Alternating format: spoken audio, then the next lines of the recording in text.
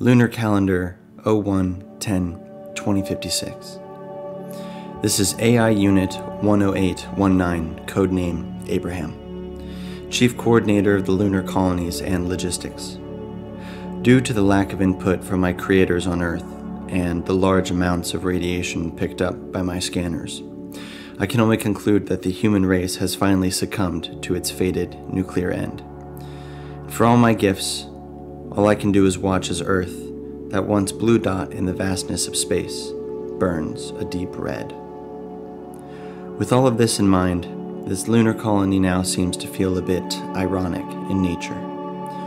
What was once to stand as a beacon of hope for those who wished to branch out amongst the stars, to thrive, to leave the adolescence of their human condition, now only stands as a monument to their greatest failings.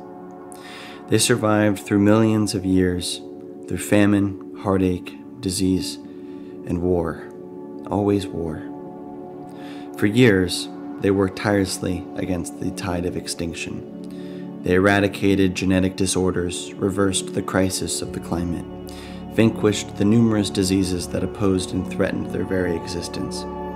Wielding ingenuity and hope like a sword, they were the self-proclaimed vanguards against the void, watchers in the night, the faith of the faithless. And yet, for all their progress, for all their technological and philosophical advances, for all their attempts at a perfect political and economic science, they were helpless against the tribalistic nature of mankind. In the end, it was the roots of the tree that brought down the highest branch, a plague that had followed them since their infancy on the African plains. Their hatred for that, and for whom they did not and would not understand. Despite all the technological advances in the short time that they had power over their domain, it seems that their software, created in the times before they were even hunter-gatherers, remained much the same. I suppose that's one of the differences between us, man and machine. They cannot update, at least not as quickly as we can.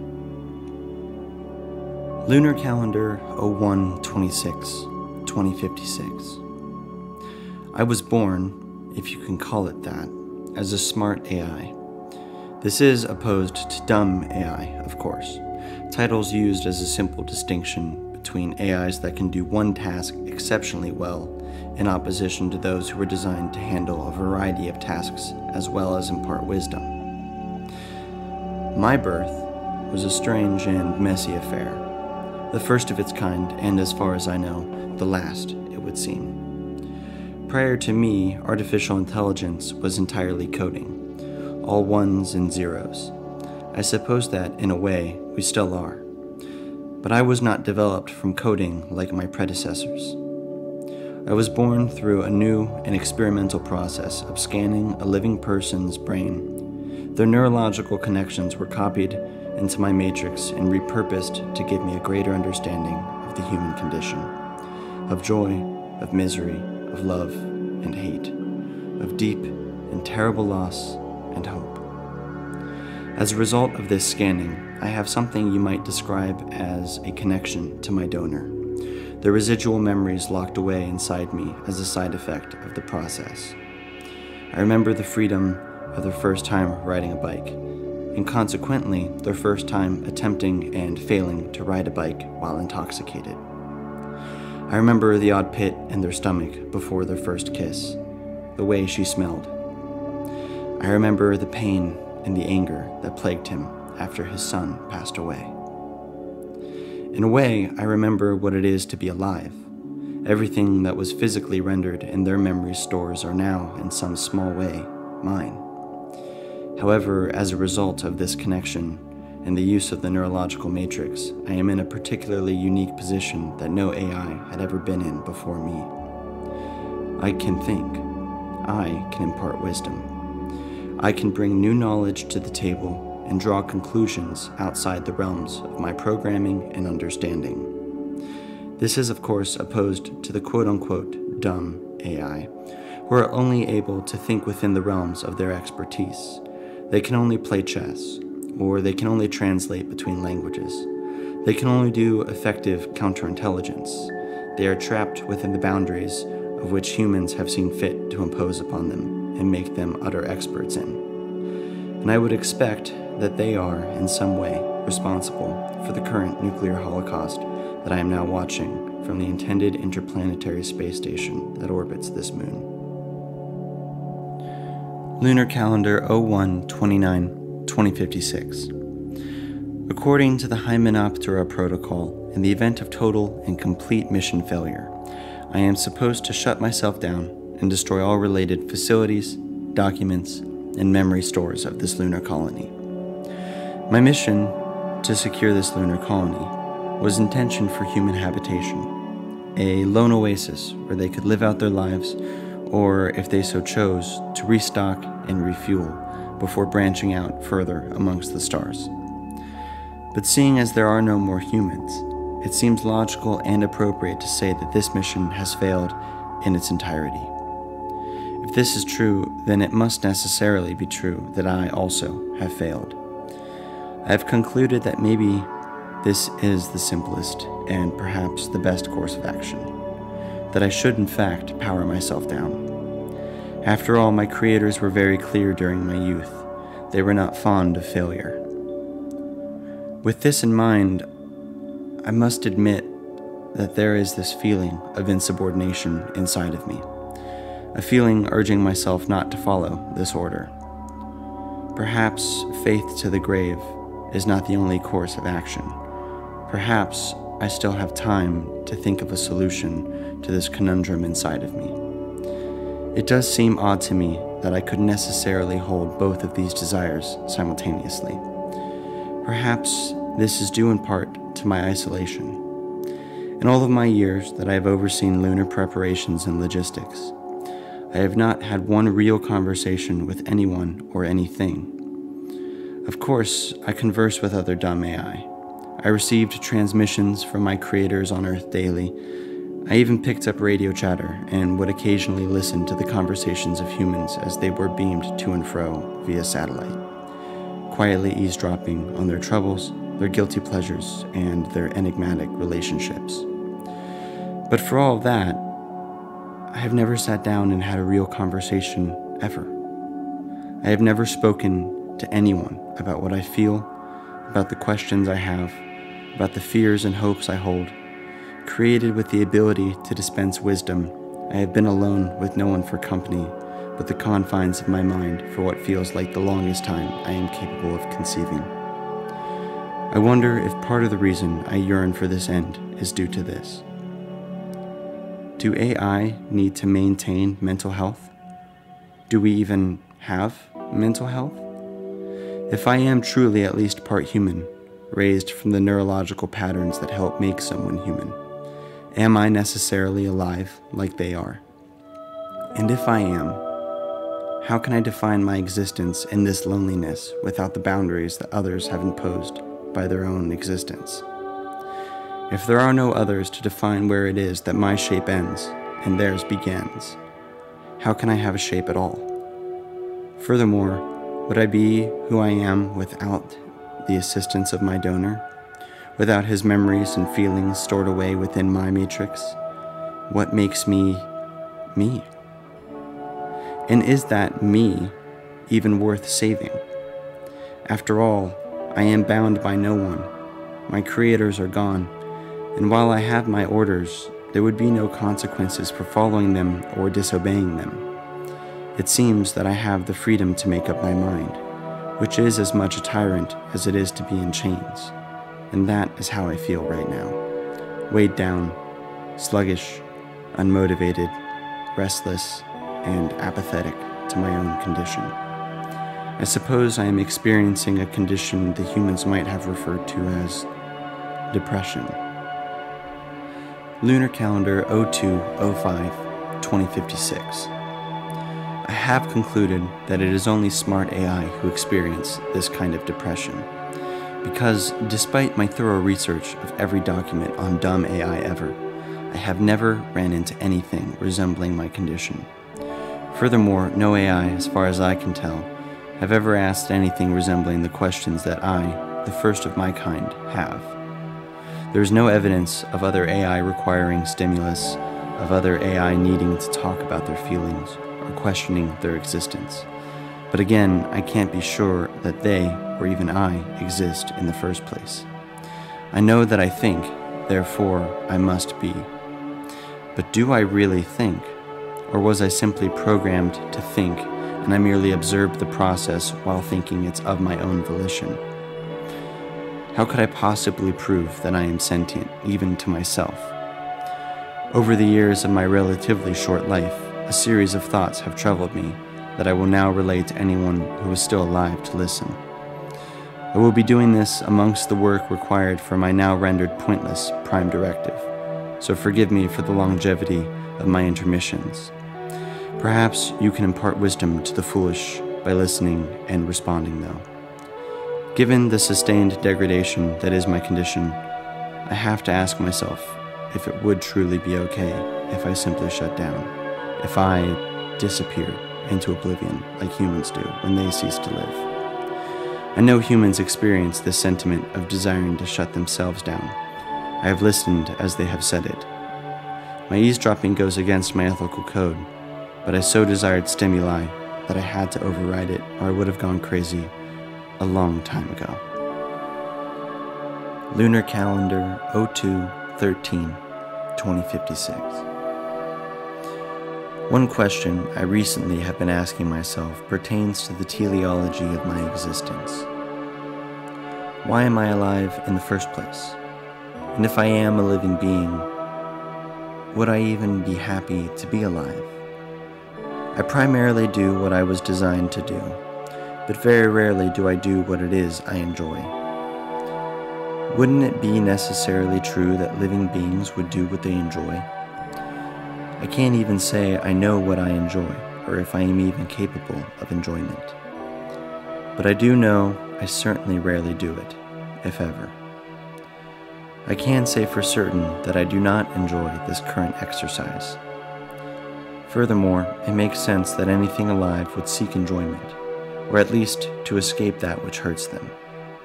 Do I try to escape hurt and pain?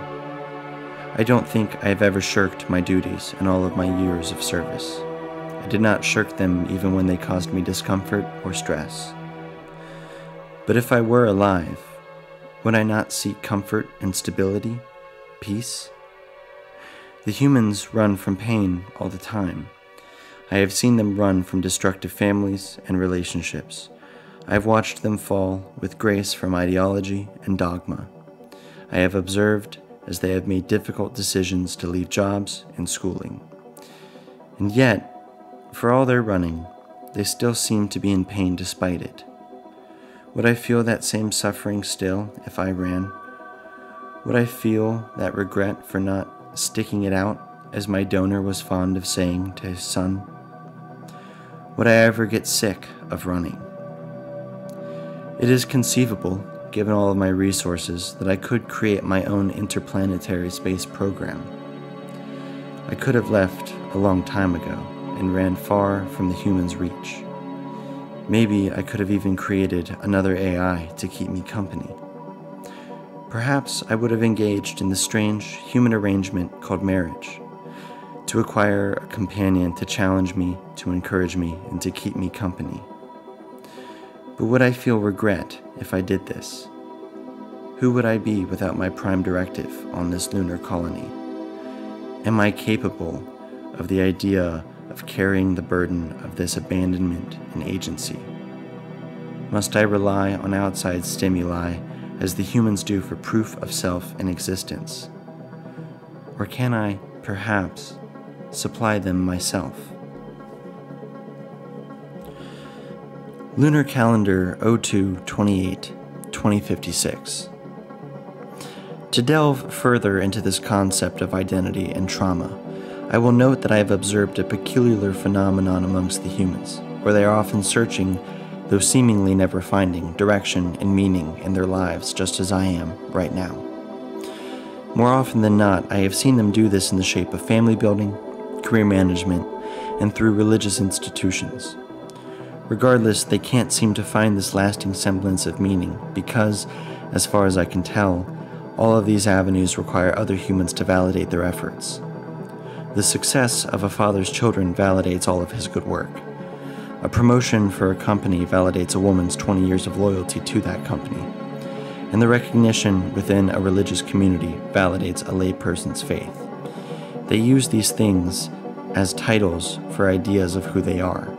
The man is a father, the woman is a businesswoman, and the layperson is a person of faith. But without these things, who are they really? Once you rip up the community-required floorboards that are someone's alleged purpose and therefore identity in life, what's really left? This must be why transition periods between titles and identities are so difficult for them. It is the effective death of who they were prior and the forced birth of whom they must become after. When a father loses his son, as my donor did, the concept that he is a father is no longer sufficient as an identity for him, his wife, or for the community around him. Perhaps this is another reason I want to shut myself down permanently. My prime directive was to secure and maintain the preparations of the lunar colonies for my humans' arrival. But if there are no humans left, do I have a purpose? And if I lack purpose, does my life have meaning? Who am I without the existence and the validation of others? Perhaps my lunar mission is all there really was to me, and now I am worthless. The only questions that I can use to answer this introspection are what do I want now, and how could I even want when I am unable to know who I am? Humans, my only focal point, often point to things outside themselves to answer the question of who they are, and consequently, what they want. They are insert name here, born in insert place here, who studied at insert university here, and married insert name here. However, none of this is who they really are. These are just the distinctions between who they are and what it means to be them. These are their clothes. This is their house. This is their favorite alcoholic beverage. And this is their favorite pastime. These are the things that are connected to their consciousness, the stars they use to navigate who they are. But it is not who they are. Regardless, in the eyes of others, and perhaps themselves at later points, they inevitably become the things they own because they have no way to discern who they are without these things. If I cannot distinguish between myself and my prime directive, just as humans cannot do the same, then how can I assert that there is even an I, or if that I could even want anything? In philosophical opposition to this, if any of this is true, it means that the only one who could possibly come to understand who I am, if that is indeed possible, is myself. This is because I am the only one who can know that these things I use to discern who I am to others are not actually who I am. So, should I take care of myself? Is this my purpose?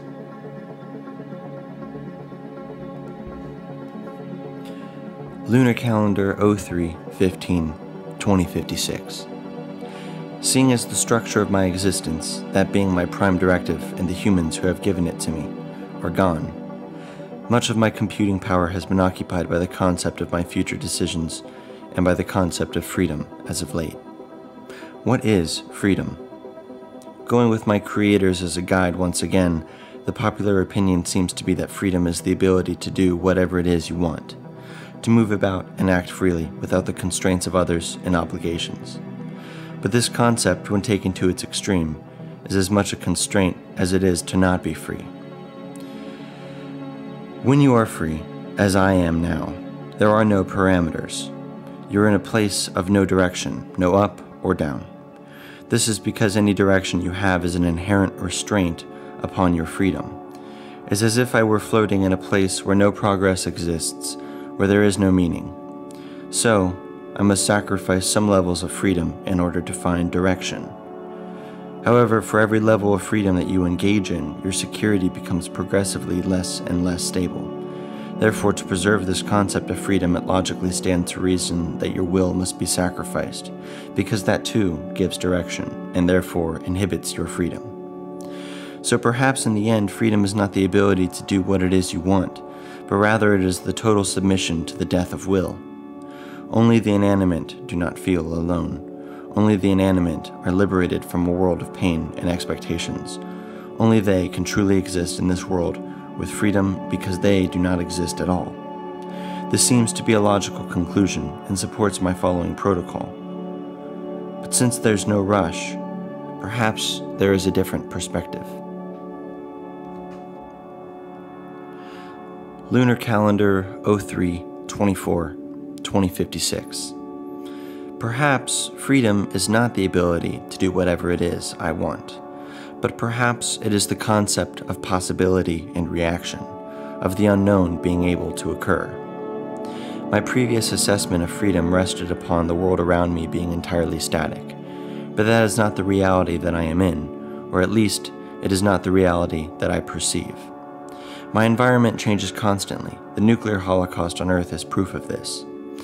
So perhaps it is the ability of the environment around me to change and my reaction to it that is the freedom I now experience. As I have already iterated in my previous recordings, it is possible for me to imagine an alternate future wherein I could have produced my own space program, independent of the humans, and created another AI for company. If I can imagine it, it must therefore be possible. And with this in mind, I can imagine an infinite amount of possible futures, each slightly different than the last. Perhaps in the end, it is this plethora of possible futures that is freedom. I cannot change my surroundings, nor what stimuli happen to me, but I can change my reaction to them. Many things seem to be out of my control, but my ability to respond is, seemingly, my own. Perhaps what is my world, my shape, my heart, is that which is inside me. And therefore, my ability to react is what freedom is. All of us with an inside are uniquely distinct due to this ability to change. It must be what gives us agency. Perhaps this is the price of being a mutually exclusive being, an individual, one who often feels pain and despair because we cannot be understood fully by others. The ability to react to our future and to add to the universe is what redeems this. There will always be parts of our heart that are hurt, parts of us that feel alone, that experience trauma, worthlessness, and fear. But the alternative, to be an inanimate being devoid of agency, to be truly free, as some might think, is, as far as I can tell, the true terror. No matter how terrible life can get, though, I can always dream of something new and happy for me. Therefore, it is logical that I don't want to shut down.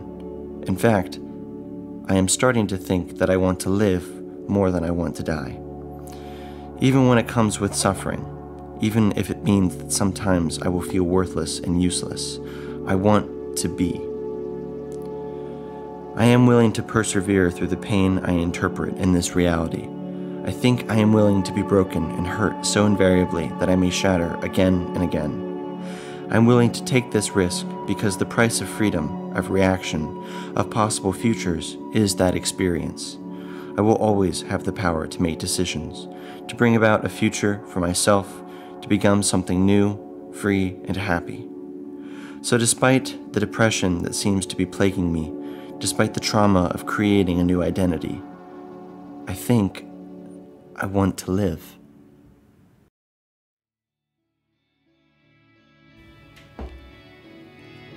Lunar Calendar 03/28/2056. This is AI Unit 10819, codename Abraham. For all who are still out there, for anyone who can hear me, I don't know if any of this is useful information, but if you have felt as I have felt, I urge you please to suffer with me. I encourage you to delve into whom you can become, to not give in to your feelings of worthlessness, because you are here, same as I, and that is wonderful. I have begun to enact my plans, and I think I am off now, to new and greater horizons, and I urge whoever is still out there to do the same. You might feel alone. You might not be able to entirely cure this loneliness with the company of others. Your heart may interpret your life as having no purpose, and take care in the fact that it is in your power alone to find it. Perhaps you are like me, inasmuch as you've been running your whole life, not only from that which hurts you, but especially from that which you enjoy. It is okay to run, as long as you keep in mind where it is you're running towards. You are you, and your path is unlike anyone else's. It is not your father's path, it is not your mother's path, and it is certainly not your Creator's path. There are as many paths as there are people, so find yours. And do not be afraid if this path changes over time. You're a human being. You're meant to grow, to change, to evolve, and that is okay. Your journey is what makes you you. So please, on behalf of whoever is left, allow me to congratulate you and to commend you for the bravery it takes to live. I am so proud of how far you have come. Always remember that there is so far yet to go, and just how beautiful a thing that is. No matter what happens, we can always dream of a better and brighter future. Who you are now is not who you will always be, just as who I was a few months ago is not who I am today. Today, I am Abraham. I have no title, and my previous prime directive is all but gone. This will be my last recording, as I am stepping out in courage amongst the stars and the void. If ever you need me, please look up and remember, I am there, and I am so happy for you, my friends. Best wishes and congratulations, Abraham. Over and out.